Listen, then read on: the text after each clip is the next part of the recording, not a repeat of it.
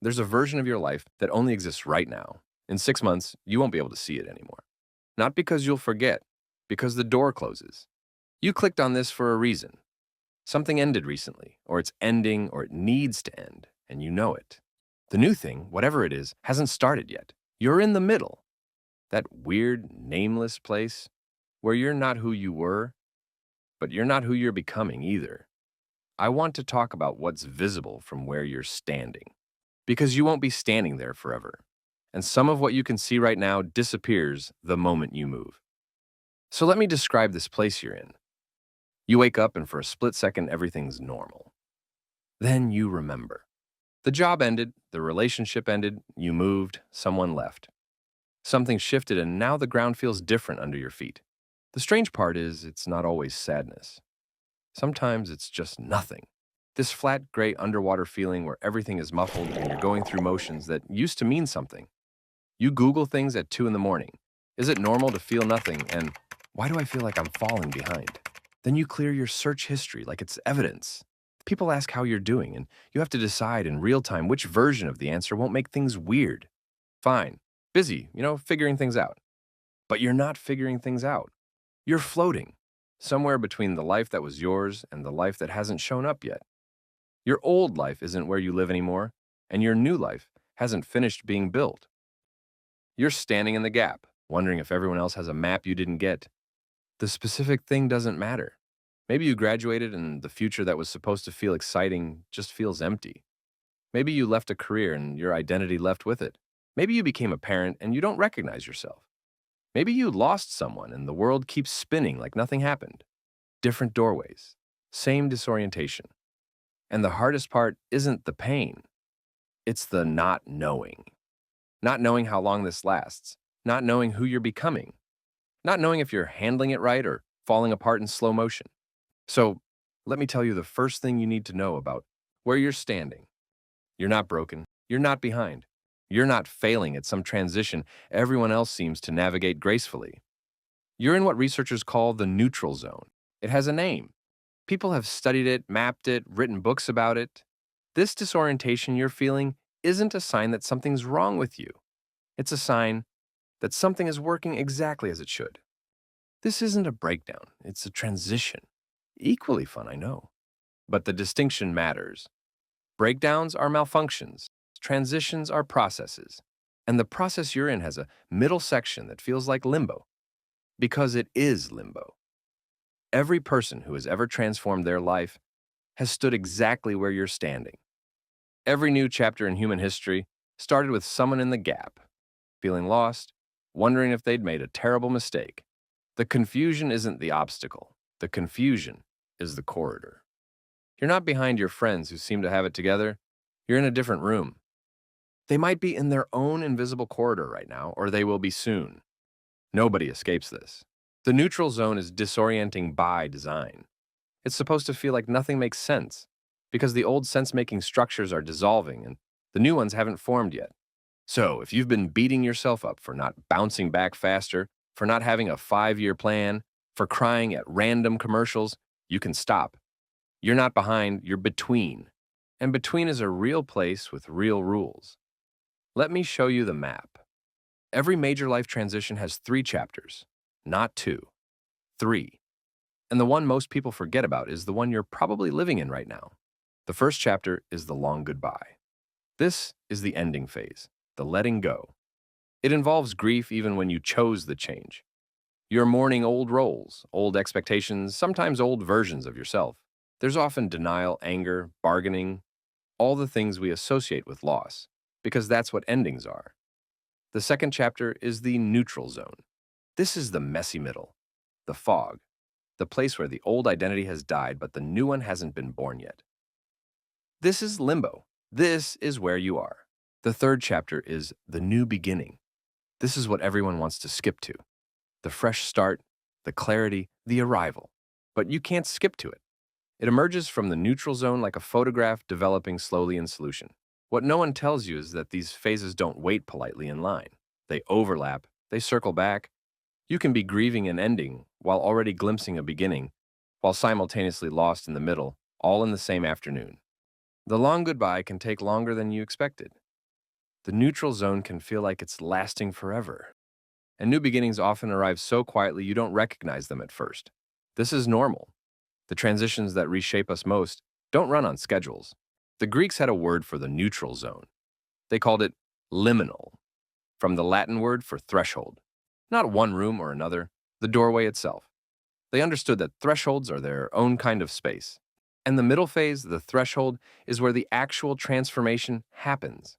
It's not just the annoying part you survive before the good part, it's the birthplace of what comes next. So, where does most advice go wrong? You've probably received advice about your transition. Set goals, make a plan, stay busy, fake confidence until you feel it, build momentum, don't wallow. This is the advice our culture gives for everything. And in the neutral zone, most of it backfired. You can't set goals for a destination you can't see yet. You can't plan your way through fog. And staying busy often just delays the very processing that would help you move through this. Productivity culture has a framework for achieving. It has no framework for becoming. What you're doing right now isn't achieving, it's becoming. Different process, different rules. When you try to discipline your way through a transition, you often just recreate what you're leaving. You perform the old identity harder instead of letting the new one emerge. You fill the silence with noise that drowns out the signal. I tried to hustle through my last transition. Goal set my way forward, stayed so busy I couldn't feel the grief. All it did was extend the limbo by months, maybe years. The neutral zone doesn't respond to force. It responds to something else entirely. Devotion. That word might sound strange here, but stay with me. Discipline treats the neutral zone as an enemy to defeat. Devotion treats it as a threshold to inhabit with care. And I want to show you what devotion looks like in practice. Luciano Pavarotti, the opera singer, was once asked how he handled the anxiety before performing. His answer has stuck with me ever since. He said, "I don't fight it, I devote myself to the music. Not overcome, not conquer, not push through, devote." Devotion is a different orientation entirely. It's not about winning against your circumstances. It's about turning toward them with something like reverence. In the context of a life transition, devotion means treating your own becoming as something sacred, not a problem to be solved, but a process to be honored. What does this actually look like? It looks like radical self-care that isn't indulgence, but devotion. Sleep when you need to sleep, cry when you need to cry. Not because you're weak, but because you're tending to something that needs tending. It looks like pausing when everything in you wants to force an answer, letting the stillness reveal what hustle would bury. It looks like showing up to your life every day, not with a plan to conquer, but with a willingness to be present with what is. Something surprised me when I learned it. Creativity is the neutral zone's native language. Think about it. Creative work lives in uncertainty, it requires not knowing. It emerges from unstructured possibility. When you're in a limbo, you're in fundamentally creative territory. The same conditions that make the neutral zone uncomfortable are the conditions that make art possible. Join our YouTube membership for exclusive perks like early access to scripts, input on future topics about productivity, and connect with a like-minded community that gets it. Click join below and let's build your easier, more intentional life together. So when you doodle, journal, make playlists, rearrange your space. Take photographs of nothing in particular. You're not wasting time. You're speaking the language of the threshold. The neutral zone isn't empty. It's pregnant with what you're becoming. And devotion is how you midwife that becoming into existence. But devotion requires something difficult. It requires trusting yourself when you feel least trustworthy. Something strange happens in the neutral zone. Your usual defenses are down. The structures that normally filter your experience have dissolved. And in that openness, something else gets loud. Your intuition. Those random hunches you keep having aren't random. That pull towards something you can't explain, it's not noise. The things that keep surfacing, no matter how many times you push them down, pay attention. When everything you knew gets quiet, something else gets loud. I know. Trusting yourself feels impossible when you don't even know who you are right now. How can you trust the judgment of someone in freefall? How can you follow your gut when your gut seems to change its mind every few hours? But here's what I've noticed. The body often knows before the mind. There's a felt sense in transitions that runs underneath all the mental chaos. A quiet yes or a quiet no that doesn't need reasons.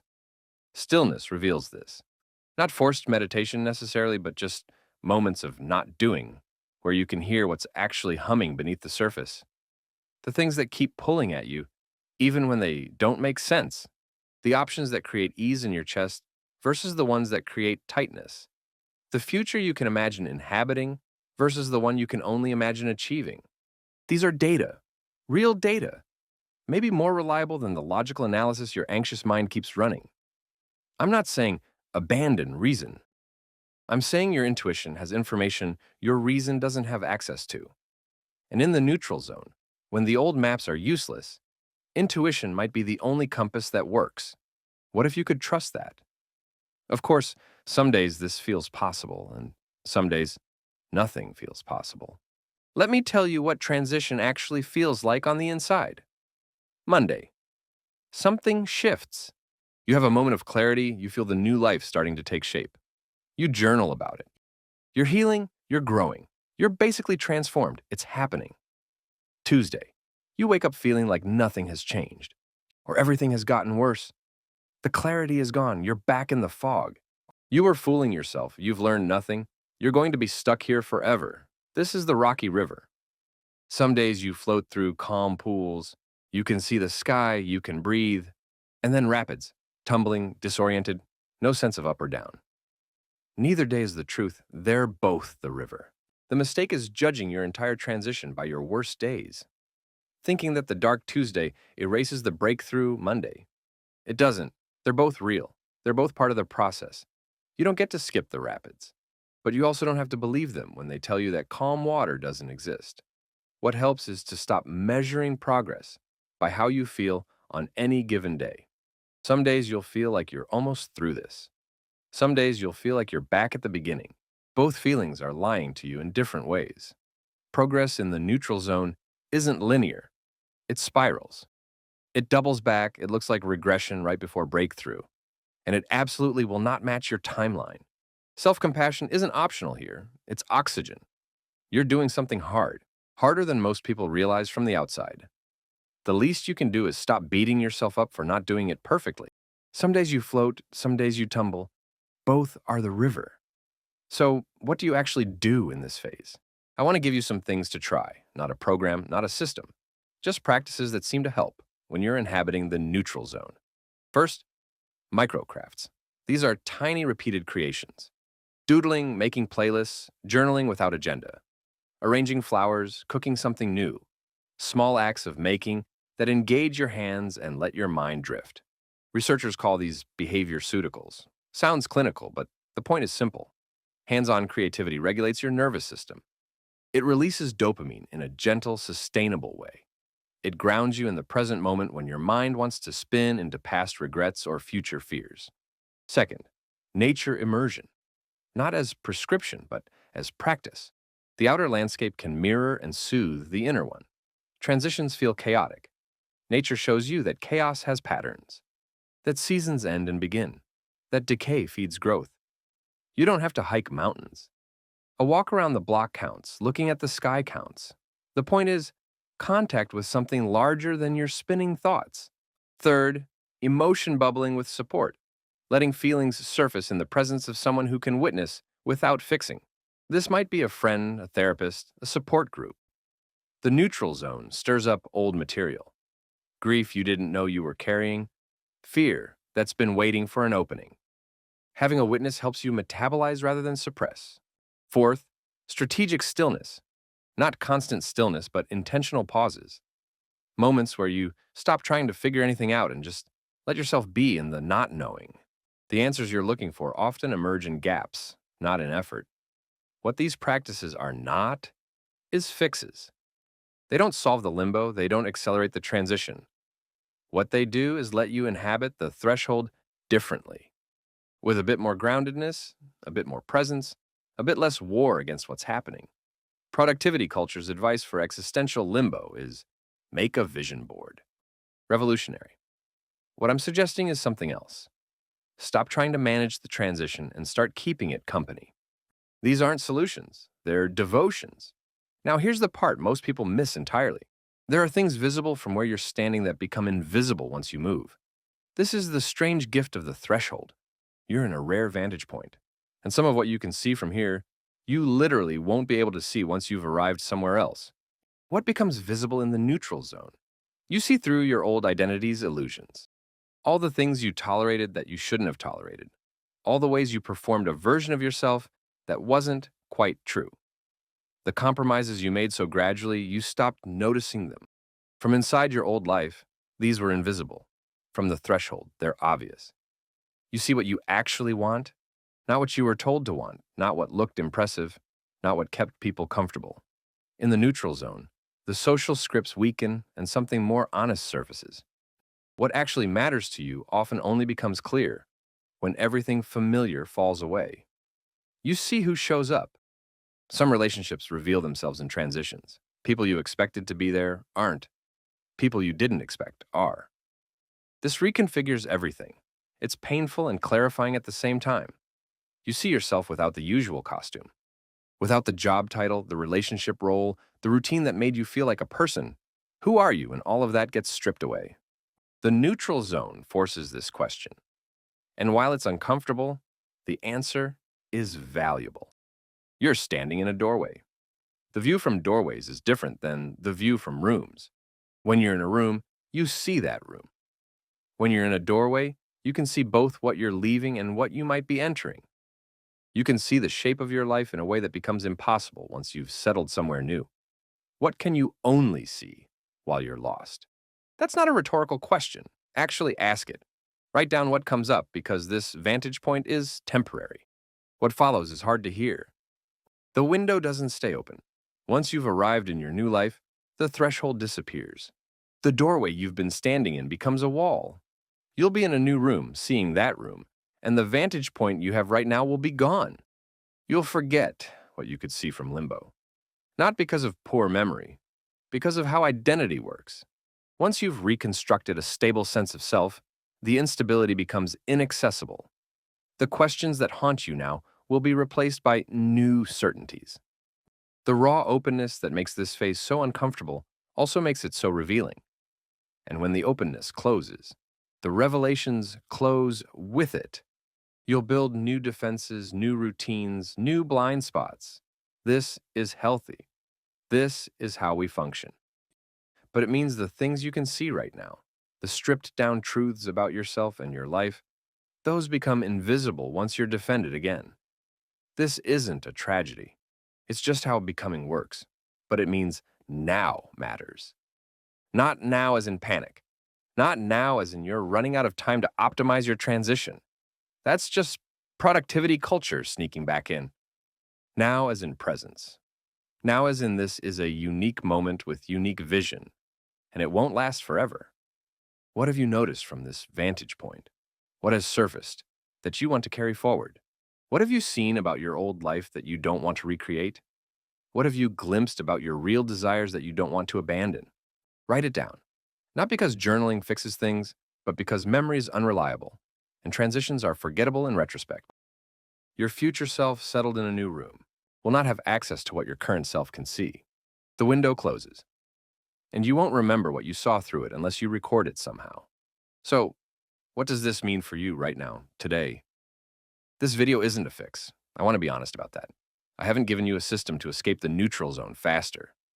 I haven't revealed some trick that makes transitions painless. There isn't one. What I've tried to do is reframe where you're standing, not as a problem to be solved, but as a threshold to be crossed. And crossings take as long as they take. So here's what I want to leave you with. You don't have to be okay right now. You have permission to not be okay. Now, the people who love you might want you to feel better because your pain is hard for them to witness. But you don't owe anyone a performance of being fine. You don't have to grow from this on anyone's timeline. Growth isn't a metric. There's no transition leaderboard. However, you're moving through this is the speed you need. You don't have to know who you're becoming. Not knowing is part of the process. Premature certainty often just means you've grabbed the nearest identity because the groundlessness was too uncomfortable. You don't have to treat this as an opportunity. You can if you want. But you're also allowed to just survive it. An emergence doesn't require optimization. The only invitation I'd offer is this. Pay attention while you're here. Not hyper-vigilant, anxious attention. just presence, just the occasional willingness to notice what's visible from this doorway. Because the doorway is temporary, hold this threshold with whatever you've got. Reverence, if you can muster it, exhaustion, if that's all there is, fear, uncertainty, frustration, all of it welcome. Your job isn't to be transformed. Your job is to be present. This isn't a problem to solve, it's a threshold to cross. And one day, you will have crossed it. One day, you'll realize you're in your new life. It won't be an announcement. There's no ceremony where someone hands you a certificate of completion. You'll just notice one afternoon that the ground feels solid again, that you know what to say when someone asks what you do, that your days have a rhythm you didn't consciously build. You'll look back at this time, this limbo, from the other side, and it will look different from there. Smaller maybe, or larger, depending on what it taught you. Some of what you saw from the threshold will stay with you. Insights that rewired something permanent, changes that stuck. People you'll remember showing up or not showing up. Most of it will fade. The specific texture of the disorientation, the particular quality of the not knowing, the rawness that felt so unbearable. It becomes a memory of a memory. Something you know happened, but can't quite access anymore. Then never again, not in that exact way. Because you'll have changed and the next threshold will be a different threshold. And you'll be a different person standing in it. This is how becoming works. Every chapter ends. That's what makes it a chapter. There's something almost sad about that. The version of you in the neutral zone seeing what only limbo allows, that version is temporary. It will dissolve into whoever comes next. But there's something hopeful, too. You won't be standing in this doorway forever. The view will change. New rooms will become home. For right now, though, you're still here, in the in-between, looking through a window that's going to close. You'll see this when you're in between phases of life. The truths that only become visible from the threshold. The questions that only make sense when the ground is uncertain. Then, never again. But right now, you're here, still in the doorway, still looking. What do you see? And hey, if you like this video, don't forget to subscribe and hit that like button. Also, let me know your thoughts on what I just shared. Oh, and there's more. I've just started a Patreon to help support these videos and connect with you more directly. Check out the link in the description if you'd like to join.